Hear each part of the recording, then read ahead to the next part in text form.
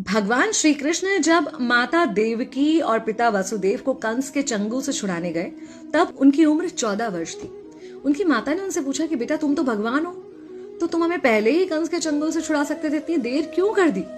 तो कृष्ण जी ने कहा, माता क्या पिछले जन्म में आपने मुझे 14 वर्ष का वनवास नहीं दिया था? माता हैरान रह गई, बोली ये क्या कह रहे हैं आप? तब कृष्ण जी ने बताया कि पिछले जन्म में मैं राम था और आप थी माता कैकेयी और आप ही ने मुझे 14 वर्ष का वनवास दिया था और कर्म फल से कोई नहीं बच सकता माता, इसलिए आपको 14 साल का ये दुख सहना पड़ा।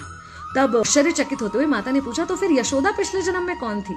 कृष्ण जी ने बताया, वो थी माता कौशल्या, जो 14 साल तक अपने पुत्र से अलग रही थी। उन्होंने उस दुख को सहा था, इसलिए इस जन्म में 14 साल मैं उनके पास रहा और मेरे साथ रहने का माता और पुत्र के प्रेम का सुख उन्हें मिला। कहने का मतलब यह है कि कर्म फल से ना उस युग में कोई बचा था, ना आज कोई बचेगा। खुद भगवान भी कर्म फल से नहीं बच सकते, इसलिए अपने हर एक कर्म को बहुत सोच समझ कर कीजिए, क्योंकि जिसके भी खिलाफ आप कुछ गलत कर रहे हैं उससे आपकी शत्रुता कुछ समय या शायद एक जन्म की है, लेकिन उसके साथ कुछ गलत करके आप अपने कई जन्म बिगाड़ सकते हैं।